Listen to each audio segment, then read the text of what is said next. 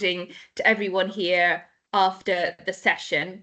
And we'd also love to be able to put your questions and comments to our speakers at the end of the presentation. So do please share them in the chat. So today we're delighted to be joined by Dr. Marianne Farroux and Lucy Hooper, who will be sharing their expertise with us. So in addition to being our Chief Medical Officer, Marianne is a specialist in healthcare leadership and management, transformation and public health. And she has over 15 years of clinical experience working across a range of disciplines in the NHS and abroad. She's the programme lead for both the Women's Health and Health Inequalities and chairs the Equality, Diversity and Inclusivity Group for the Royal College of Physicians of Edinburgh. Lucy Hooper is a Research and Innovation Manager with us at Health Innovation KSS, and she supported the research and innovation strategies across our region, as well as taking forward research projects in response to local strategic priorities. She previously worked as a population health programme manager and for Public Health England, overseeing health inequalities programmes. So as you can probably tell, they're both passionate about promoting equality, diversity and inclusion in health, and have brought their expertise and commitment to our Innovator's Guide to Health Equity, on which this webinar will be based. So welcome, Marianne and Lucy. Thank you so much for joining us, and over to you. Thank you. So I think that I'll be starting off the first section of this workshop today, and then I'll be handing over to Lucy. Lucy, I think, is in charge of the slides. So this is essentially what we're looking to cover today. So really a bit of an overview around what are we talking about in terms of health equity and why is it important. We're going to talk a little bit about some of the understanding health equity in the context of digital innovation. We'll be talking about some approaches that you can use in relation to health equity. And then at the end, we'll have Lucy go through the 10 core principles of health equity, and that's our toolkit to give you an idea of how to use that in your own practice. Please come forward with your questions. I'd love for you to be able to put them in the chat box as we go along. We'll get through the talking part, and then we'll definitely leave enough time for us to have a discussion at the end. So as I said, please use that chat function. Really want to hear what your questions are, and hopefully we'll be able to answer them in some detail as we go through. So the next slide. So why is health equity important? Well, when we talk about health equity, what we're talking about really are elements around the human rights, elements around social justice. We're talking about health and well-being. We're talking about opportunities within the economy. So that's getting a job and that's employment. And we're talking about health security, and health security is in terms of infectious disease, etc. So health equity incorporates all of those elements, and that's why it's really important that we get this right. I think what's really interesting is when you start to unpick health inequality and health inequity in England, what you start to realise is that by having a really inequitable society, what we find is it's actually costing us a lot more money, and it's costing us in terms of productivity to the economy. And there's a really strong business case to say that we should make sure that we level up our communities, that people are not left behind, because it's actually beneficial to society as a whole.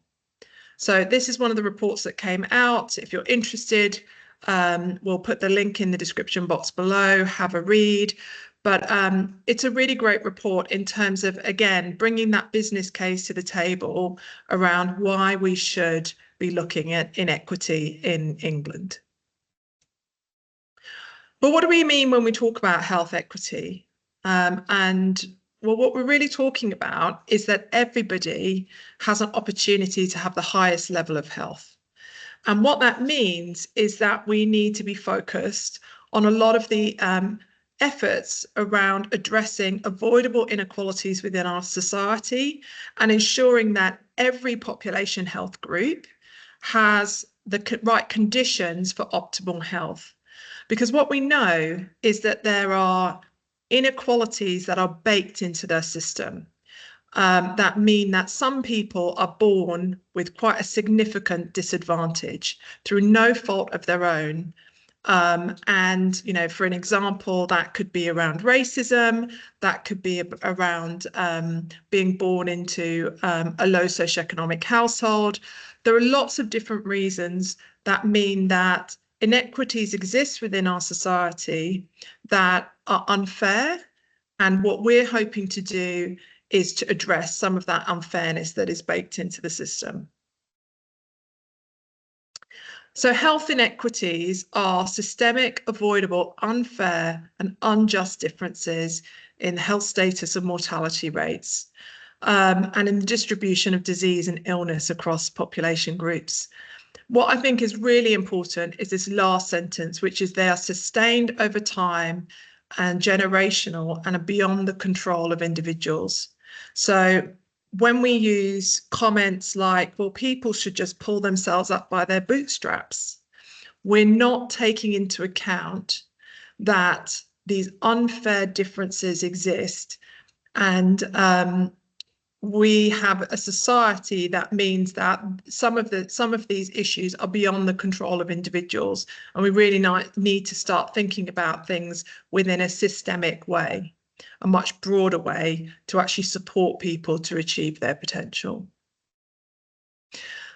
I hear this all the time. So what is equality and what's equity? And people use those two things interchangeably, but they're actually very different. So when we talk about equality, we're talking about being equal. So as you can see with the boxes, each of the children have the same height box. But unfortunately, it doesn't really make much of a difference to the youngest boy because he still can't see the game. So although you can be equal, it's actually not necessarily supporting everybody. But when we talk about equity, we're understanding that some people might need more than other people in order for everybody to be able to participate. And as you can see in the second box, we've got the smallest person with the most boxes and the tallest person without any, but it means that they can all see the game. When we talk about justice, we actually just remove the barrier. And we're removing that to ensure that we're really addressing the cause of inequity. But our reality, particularly within the NHS, is that those who need the least help get the most, and those that need the most help get the least. And that's what you can see in the final infographic box. So when we start to think about problem, it's really important for us to really think about the nature of the problem and how can we really look at solutions that solve some of these really complex issues. And for us, particularly those within the innovation space and the future focus space, it's really important for us to really look upstream and find those causes of the causes. So what are those structural determinants that stop people from having access? So it could be around, as I mentioned before, social status, could be around racism, could be around exclusion. So how might we solve that problem? And then as we get more downstream, we're actually starting to meet the needs that are already apparent within the community. So we're not preventing anything. We're trying to look at early interventions to address issues that have already happened. So they could be experiences that have impact on people's mental or physical health, as an example. And I'm sure you've seen this infographic before. It's pretty well known. This just kind of gives an overview of the social determinants of health. So when we use that terminology, we're talking about all of these different factors that will impact on a person's health. What's really interesting about the social determinants of health is how each of these factors impact people's lives differently. So, as you can see, healthcare, us delivering healthcare, only improves or impacts on people's health at 20%. The other 80% of what makes up somebody's health is determined by what happens outside of a hospital or primary care or outside of, health and care setting. So that means we really need to start thinking about how do socioeconomic factors impact on people's health.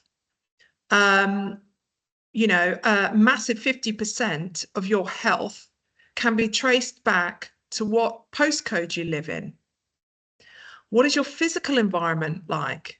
So what's your housing situation like? What are your healthy behaviors? I mean, that's 30% of what makes somebody healthy. So lots of different areas in which you can start to focus on making change. And it doesn't necessarily have to be in the kind of typical healthcare delivery bubble. And you can still be really impactful. So I thought we'd just do a little bit of discussion around health equity in digital innovation, because I know a lot of people who are innovators are kind of in this space. You're thinking about new solutions, particularly in that digital world. And it's really important that we think about a health equity lens when we're looking at design and development in this space. Digital inclusion really has to be at the forefront of what you're doing.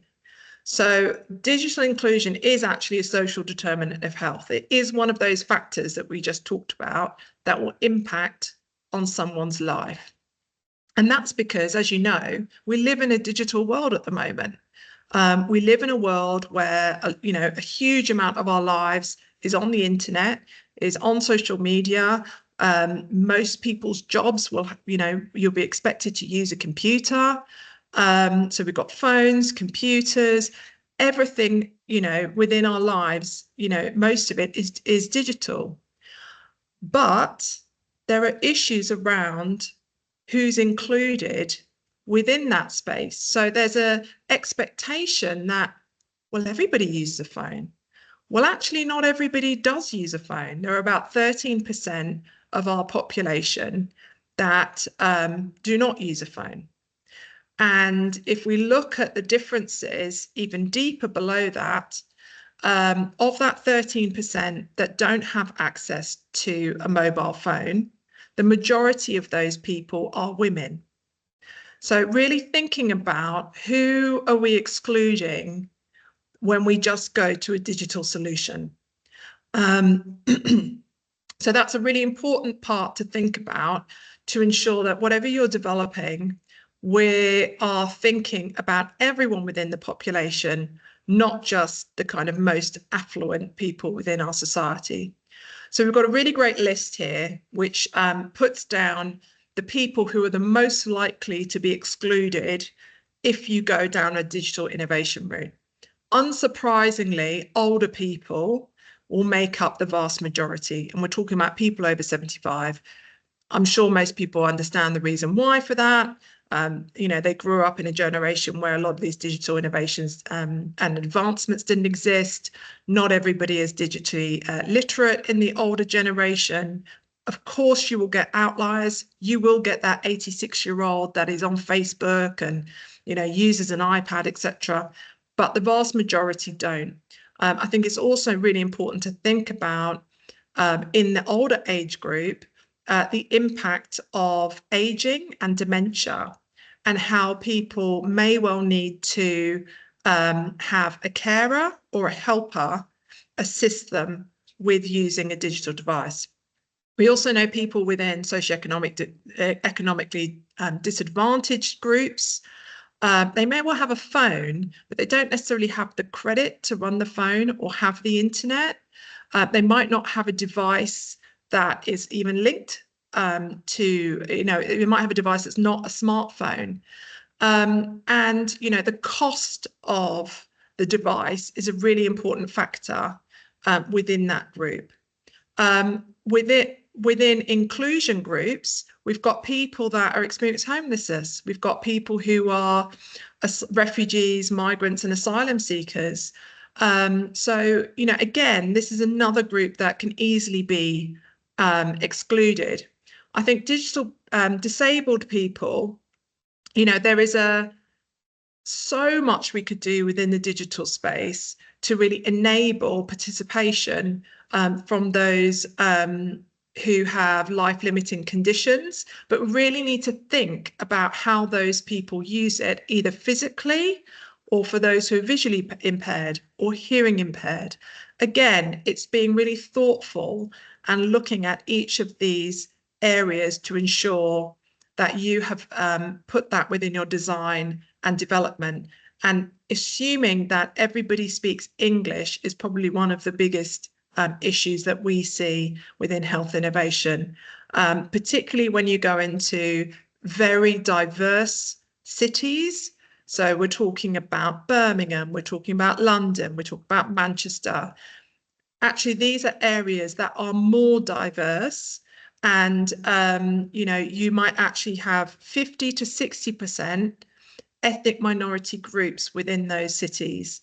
And so really being conscious of the demographic profiles of where you are wanting to put your innovation and ensuring that you've accounted for that in terms of language and availability of that language and the literacy level within those groups as well. So assuming that everybody can read to a certain level needs to be considered, because actually the average reading age in England is 10.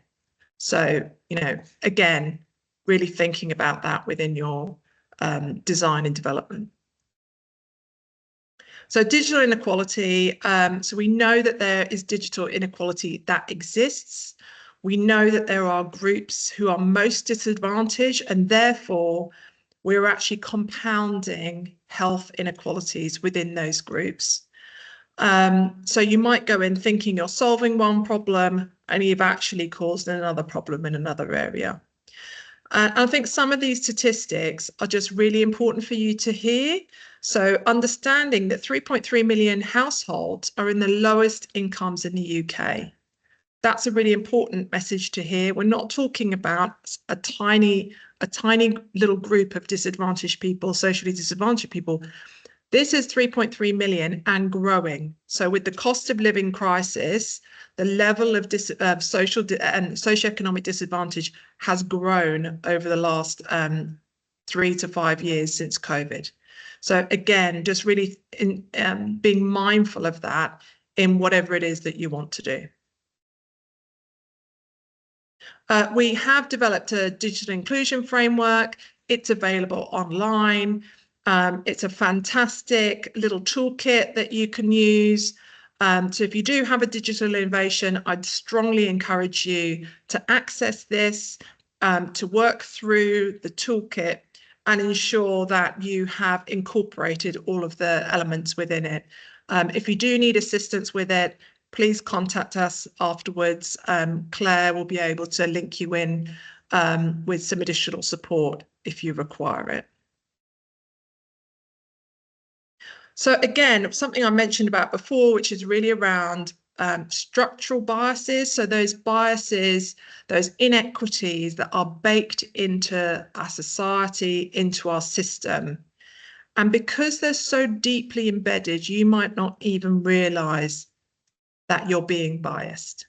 Okay, so for example, we've got a great example on here. So we've got digital AI innovation. And often how we start to develop that is looking at databases. And so we'll build we might build an AI algorithm off a database. But have you questioned where that data came from? Because there are problems if you haven't. And this relates back through into research. So we know that in research, we have major issues with bias and discrimination. We've got clinical trials and research happening that only includes white men. There are many data sets that haven't even included women. But then when you go and use that data set, we're assuming it's for the general population, and so it doesn't always work. So it's really important to think about where your data has come from and who was included in it. Because if it was only white men, A, we've excluded 51% of the population who are women, and B, we haven't got any ethnic minority groups included in it. Now, there is a lot of work happening within the research space to increase and improve inclusion of more ethnically diverse groups. But that is a long process and it will take time. So it's really, again, being mindful that there are structural inequalities that exist in a lot of these processes in terms of research and data science. And the social determinants of health were often ignored. And, you know, this will impact in terms of how we move forward with innovation. Lucy will go through in a bit more detail about how you might want to get around that and the types of things, practical things that you might want to think about. But it's really important to know where your data's come from and what biases might exist within it. So again, this is just kind of, you know, the evidence is there. What I'm talking about is not new. We have known about it for some time, but it's, you know, it's one of these structural biases that's inherent in our data. And we know that we haven't been inclusive enough within research and it's got to change. So again, major issues around gender, major issues around racial discrimination. And then if you want to do any work around the LGBTQ plus and disability groups, again, massively underserved within the data sets, to the point where, you know, you may well look at your data and find that there are many, many groups missing from the data. So they haven't ever been captured.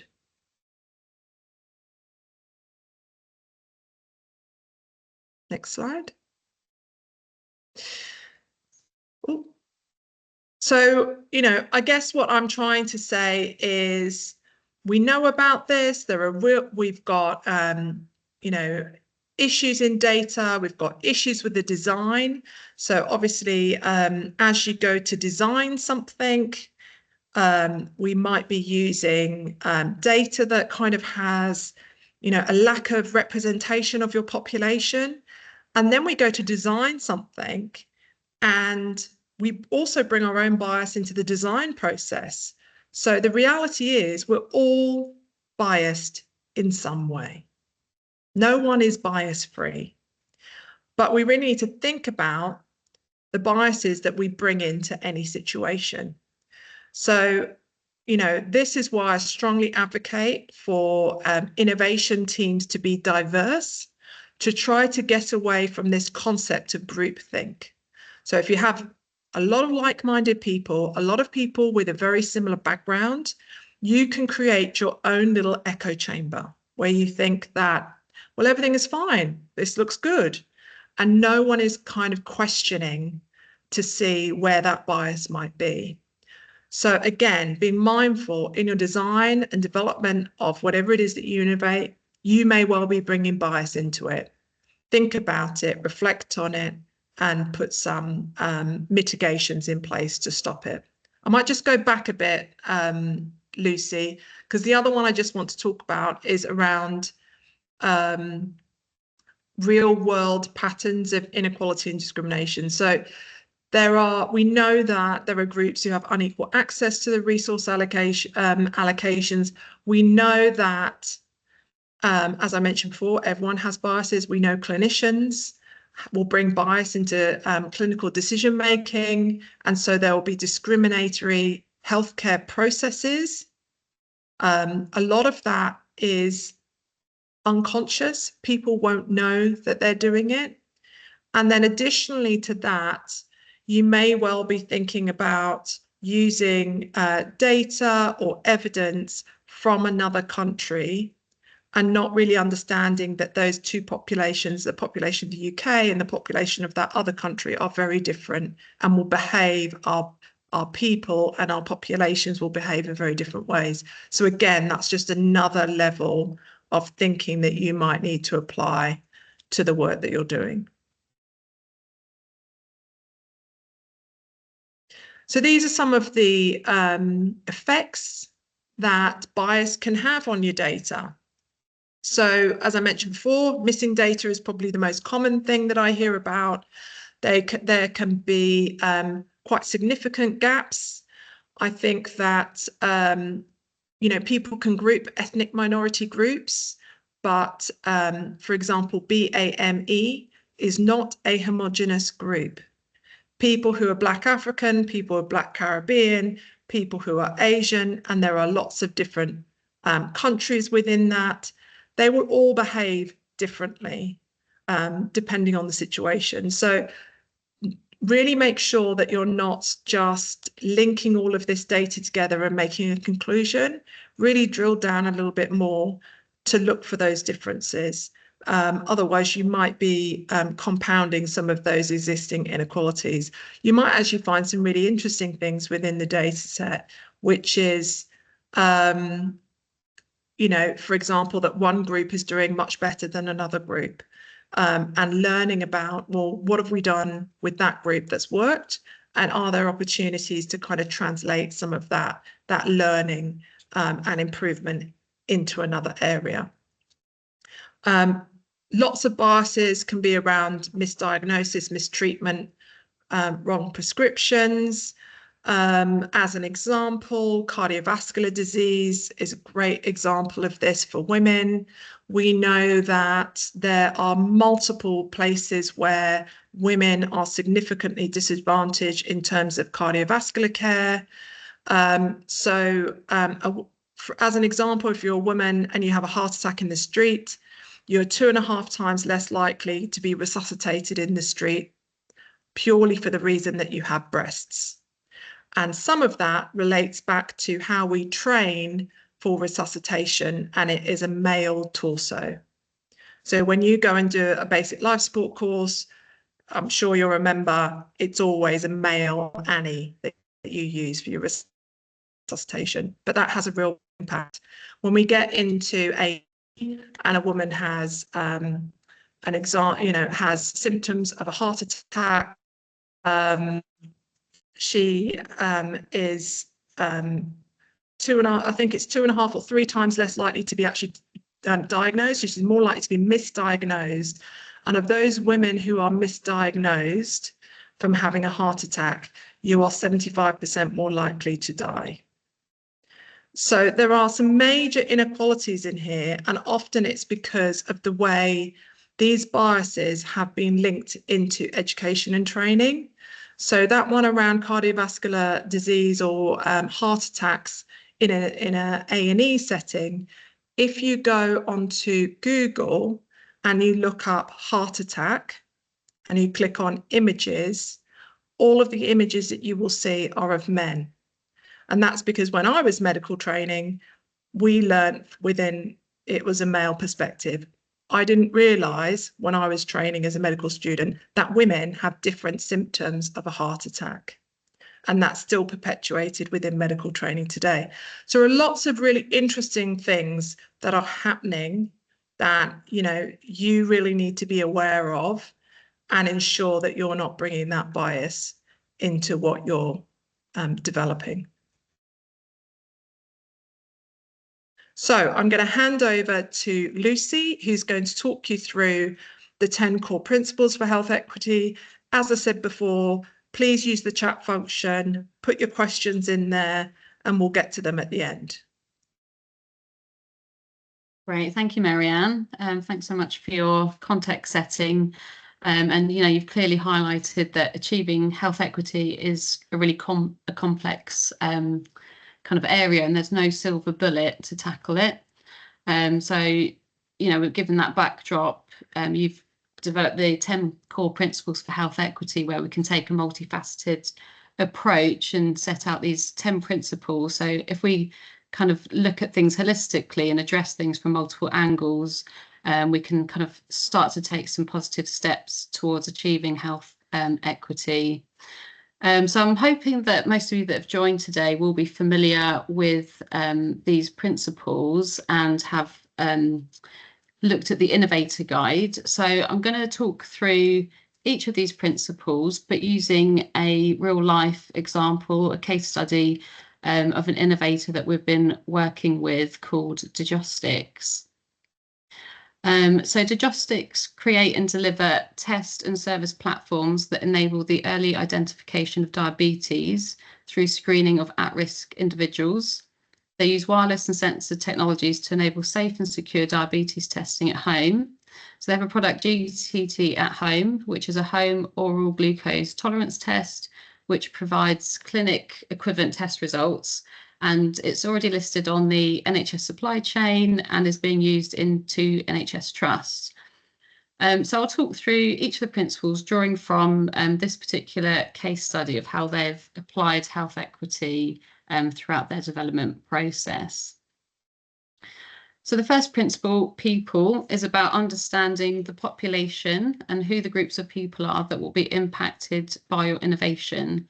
So this will include both patient and public groups who are underserved, but also clinical and operational staff who will be using your innovation or integrating it within pre-existing services and pathways. So as an innovator, you might want to ask yourselves which minority or vulnerable groups will be most affected or concerned by your innovation. Think about what inequities they might experience and how your solution could address those inequities. And which health and care staff will be using your innovation, and what kind of inequities and barriers might they face. So looking to the example of Diagnostics, they've embedded engagement with a range of stakeholders, including patients and health and care professionals, throughout the development process of their innovation. They continually use engagement and carry out user testing with a range of groups so that they can modify their product as it evolves and increase accessibility. For example, they conducted user testing with patients with hearing difficulties, where they found that the frequency of the beep used on the test could not be sufficiently heard by this group. They therefore changed the frequency of the beep so that it could then be heard by those hard of hearing. So that really demonstrates the importance of testing your innovation with different groups who will face varying challenges. So the next principle is about making use of data. And as we've heard, the data is only really as good as what we put into it. So what we're making our decisions on will be driven by kind of what we can access. So what's really important here is to kind of look at what evidence and data is already available. What's it showing us? Identifying any gaps. So it might be that you might need to link and integrate multiple data sets, or you might need to carry out primary data collection. So think of new ways to collect data or new sources of finding out information that's not there where the gaps are. So in the case of Diagnostics, they set up data governance agreements with the NHS so that data could be shared between the two parties. And this has enabled both the NHS and Diagnostics to understand uptake of the home test. And that also identified patient groups who are not taking up the test at home. There are many reasons why they might not have been taking up the test, such as not having a smartphone, not being confident in their digital capabilities, or having a mental or physical impairment where they needed a little bit more support. And through working with community outreach teams, this then promoted accessibility, where a community nurse could assist a patient with undertaking the test and help with submitting results in the comfort of their own home, where they were otherwise unable to do this independently. So care is about co-producing solutions with all users, including patients and health and care staff, as well as identifying and working with other partners that could strengthen your innovation.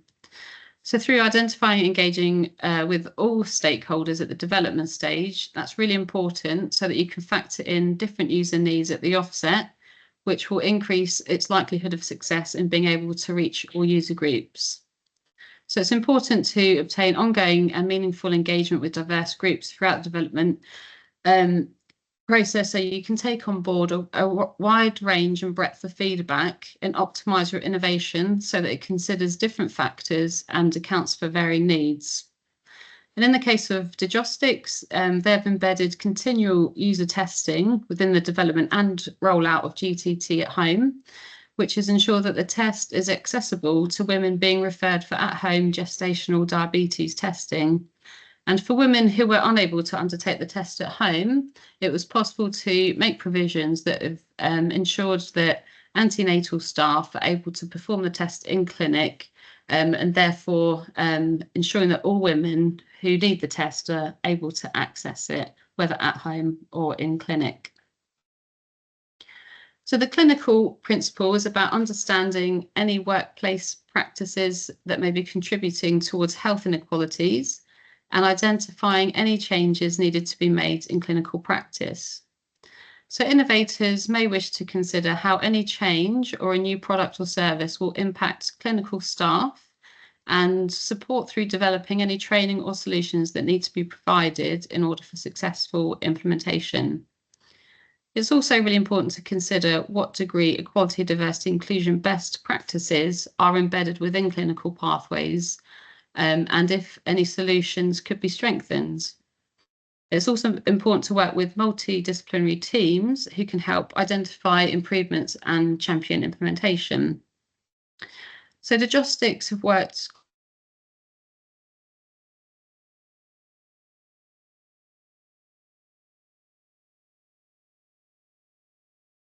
Lucy, are you there?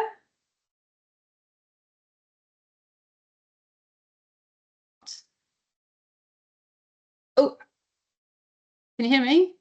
yes, you're back with us. Ah, sorry, Thanks. where was I at? Just about sort of 10 seconds or so. So maybe start with what Diagnostics were doing on this principle of clinical engaging the workforce. Digital exclusion issues at this end. Ah, can you hear me? It's dropped out Yes. again. Yeah, you're fine. You're good.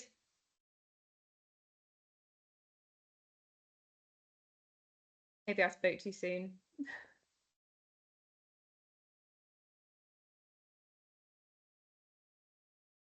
Oh, Can you hear me?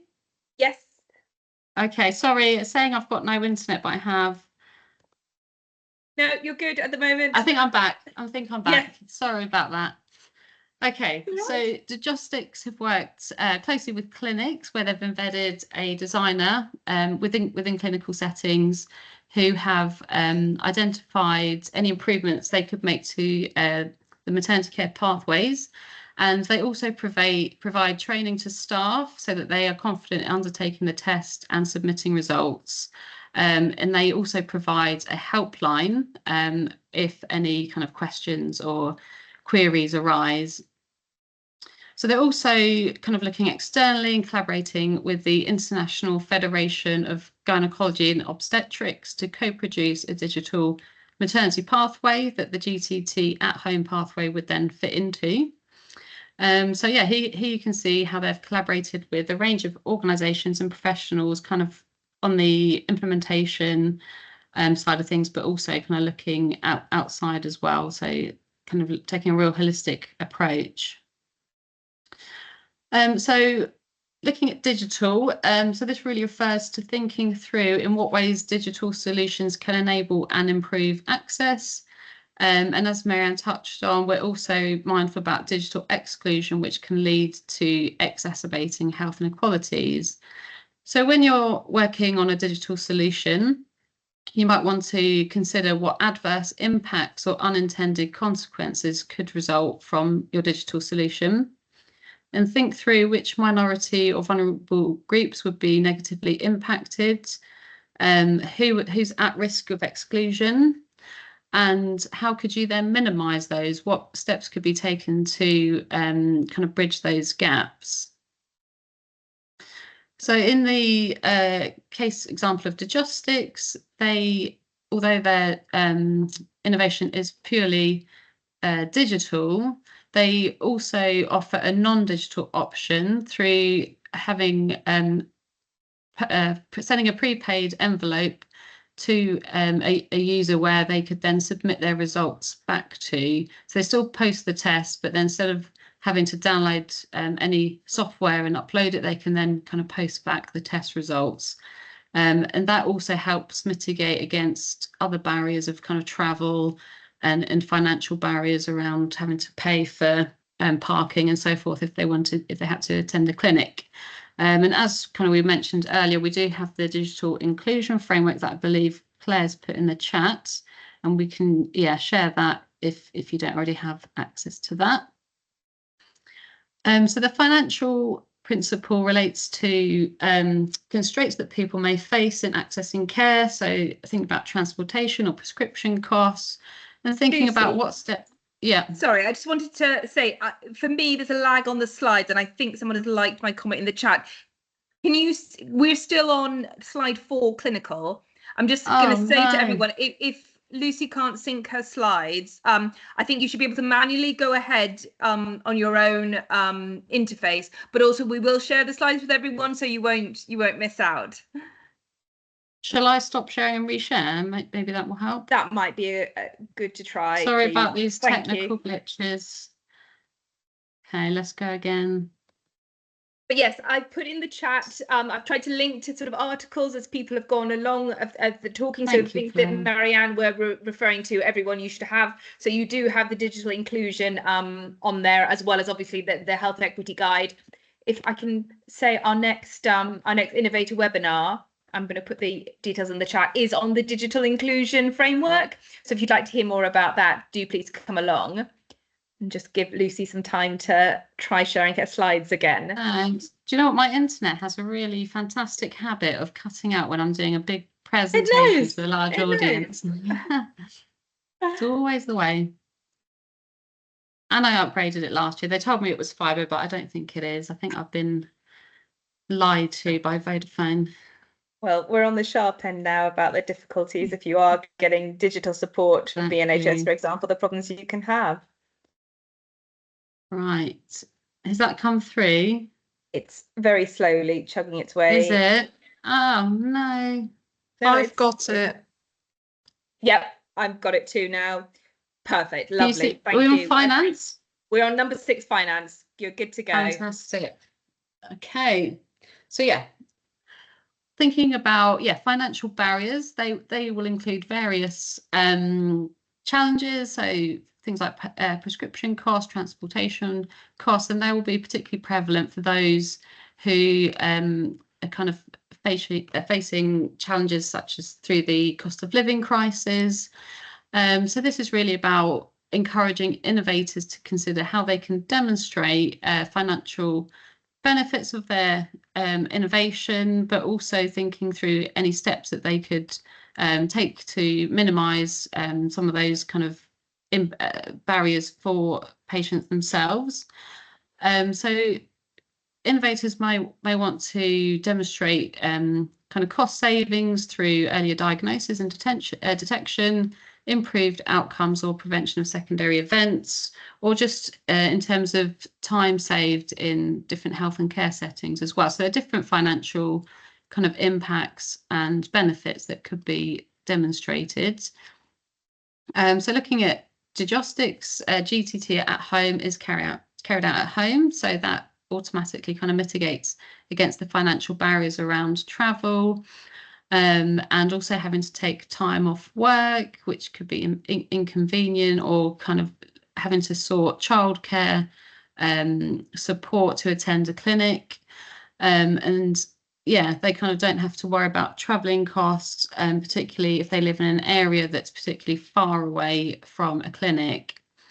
So Diagnostics have also undertaken health, economic and cost benefit analyses to demonstrate whole pathway savings, as well as demonstrating improvements in birth outcomes. They've then used that data to develop a tool to demonstrate savings that can be made to NHS trusts, which will include benefits of testing and prevention of pregnancy complications.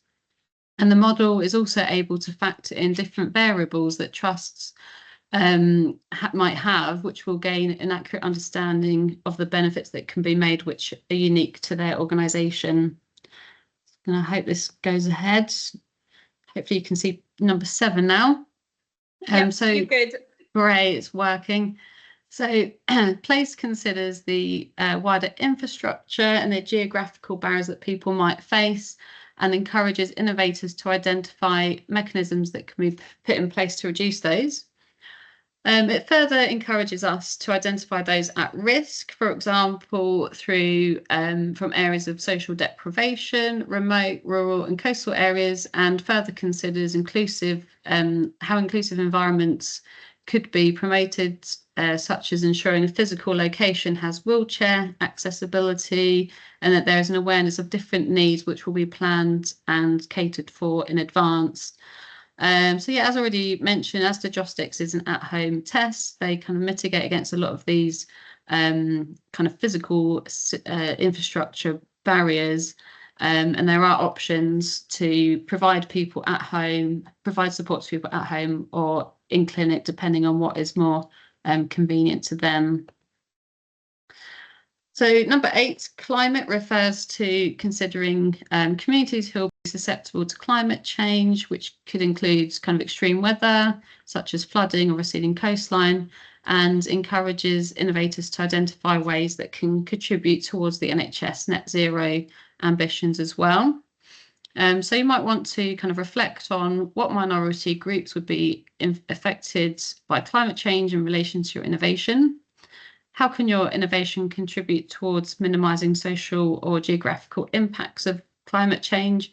And in what ways could you work towards the NHS plans for net zero? So Diagnostics are exploring ways of how they can make their testing kit greener, as there are some parts that have single-use plastics, and they're kind of looking into ways or alternative options of what could be used. They also have an environmental policy which is in line with NHS net zero ambitions. So policy considers systemic barriers and any changes that could be made to better promote health equity, and it also encourages equality, diversity and inclusion to be considered in all policies. It also encourages us to align with other programmes of work that promote health equity or kind of consider health inequalities. So hopefully you'll be familiar with Core 20+5 for adults and children and young people, which is what kind of a lot of people align to. And it also considers procurement procedures that ensure transparency and accountability. So you might want to think through which population groups are most advantaged or disadvantaged by the system. Does your innovation address systemic barriers to accessing care? Is your innovation team diverse and inclusive? And do your own internal policies promote culture, policies and culture promote equality, diversity and inclusion? So Diagnostics ethos and policies embrace equality, diversity, inclusion, and they also promote inclusion through enabling access to innovation to a wide range of age groups, and also through translating into different languages, which segues us nicely to communication. And that's really about how we communicate with different audiences, and encourages us to provide a range of communication options to make sure everyone receives information in a way that works best for them. So that's not just about kind of linguistic translation, but also thinking about cultural appropriateness, but also other kind of methods of receiving information, such as text-to-speech and Braille as well. So you might want to think kind of through what do you want your audience to hear, how is that being interpreted, and think through kind of cultural aspects and translation as well. So in terms of GTT at home, the test kit and apps are available in multiple languages, and that's continuing to grow. And they're also looking at automation options where the language will be based on preferred language setting on the user's phone. So that's the 10 principles. Just going to finish with the kind of resources that if Claire's already put a few of those links in, and we can send these round. I know we're really quite tight on time for questions, but should we pause there before do it? We've got a poll as well we wanted to run. Have we got time for the poll? Great. So Yep, let's do the poll, bit of interaction. Excellent. If Viv can put the poll up. The question, I believe, is around which of the 10 principles do you feel you could strengthen the most in your innovation? We're kind of thinking about what would you like to know more about? So here we go. It's coming up.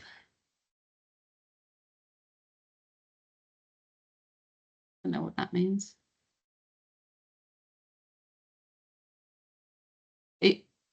Have you got the poll? Because mine's just saying names. Oh, there we go. So which of the 10 principles could be strengthened in your innovation? So if you could just select which of those. Are you sharing it? Because I can't see. Viv is sharing it. Yes, it should be in the chat as well. Oh, it's in the chat. People are answering it. Oh, so great. The guide does a really lovely job about taking you through each of the 10 principles. And then I think, Lucy, it was so helpful to have the Digistics case study because it really brings it to life to allow people to kind of picture their own innovation within the context of the principles.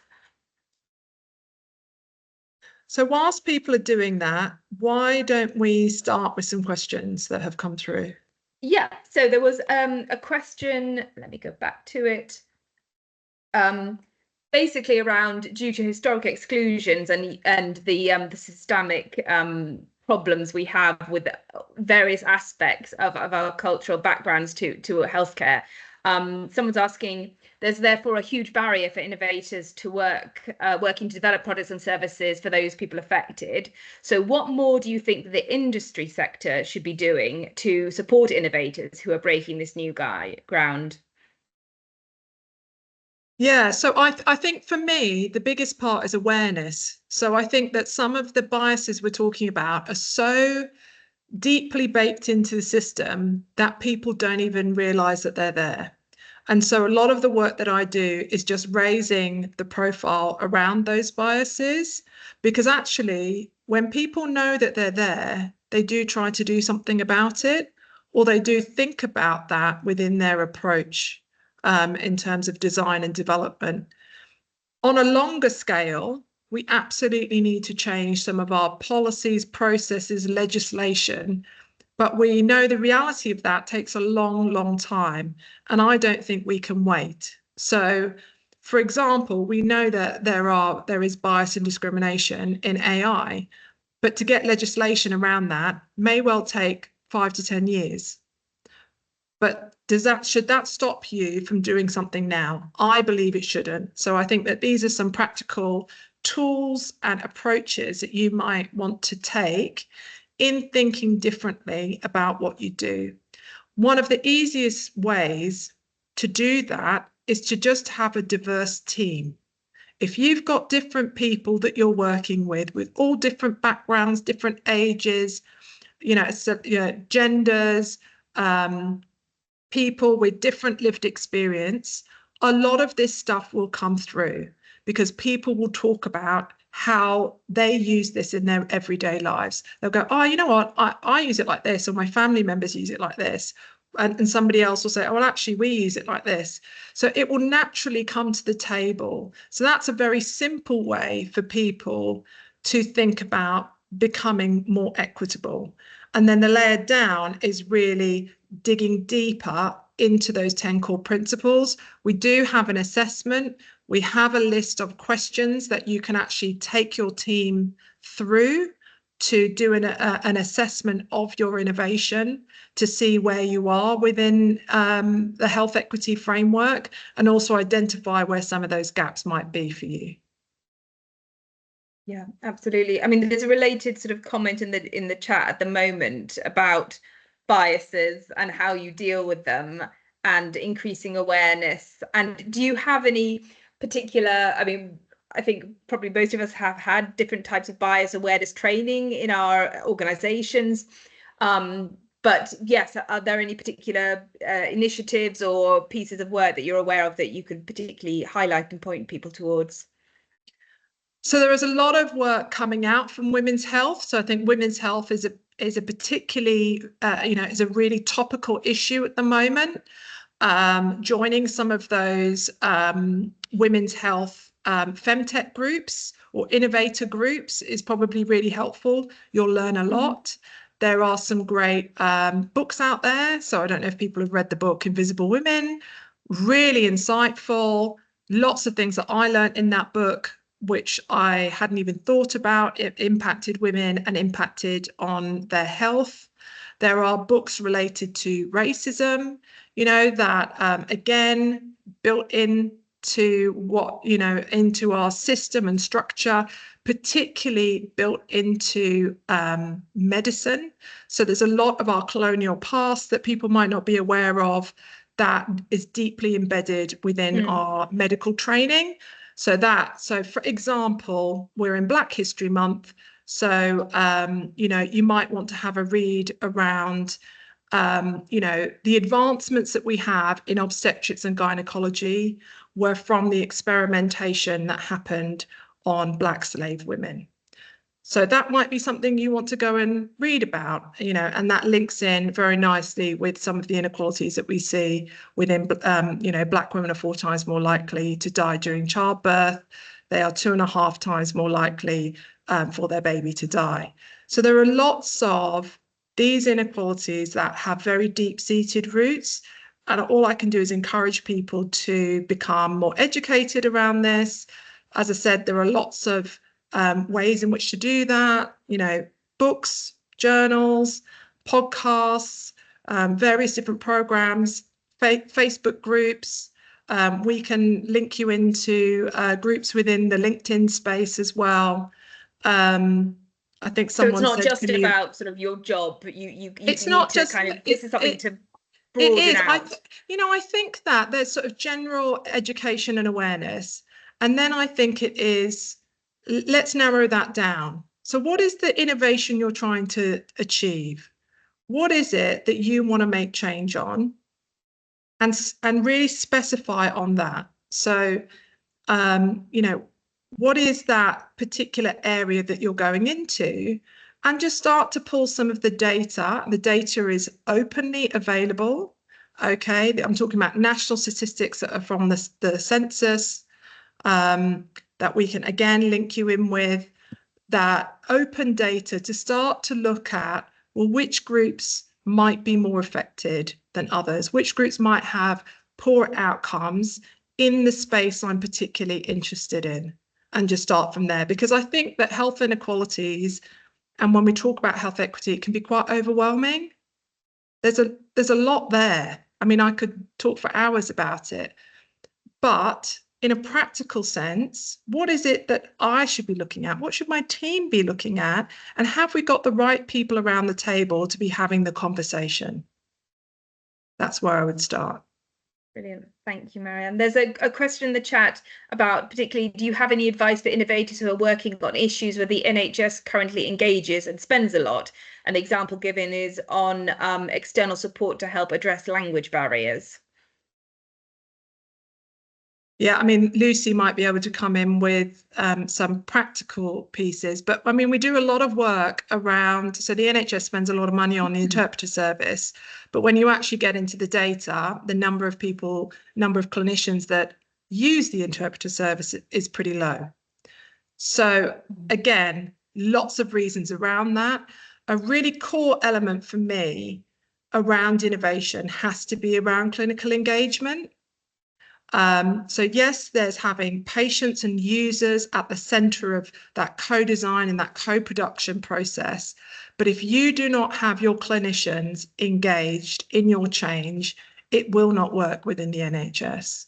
So really, thinking about that, understanding it. If you haven't got a clinician in your team, that's okay. Link in with clinicians who have that as their area of interest. Have a look on LinkedIn. People are pretty approachable on that platform, and link in with them and talk to them about it. There are some really interesting medical YouTubers who do various different work in lots of different languages, for example. And again, contacting them and asking for their views and opinions on what it is that you're trying to achieve. Brilliant. I'm just aware of time, so thank you very much, and people are already having to leave. So thank you so much, Marianne. Thank you so much, Lucy, for sharing your expertise with us. Like I said, we'll be sharing all the slides and the recording after the session. Also, if you would like to access further support from us, I put a link in the chat. Please visit our website and complete our Innovator engagement form to access sort of our support on a range of issues. Interestingly as well, one of the 10 principles that people had difficulty with was around digital innovations. Our next Innovator webinar in November is on digital exclusion and inclusion, and why inclusion is so important. So please join us for that webinar. And yes, thank you so much. Right, thank you, Claire. Thank you all for joining. Bye, guys. Bye.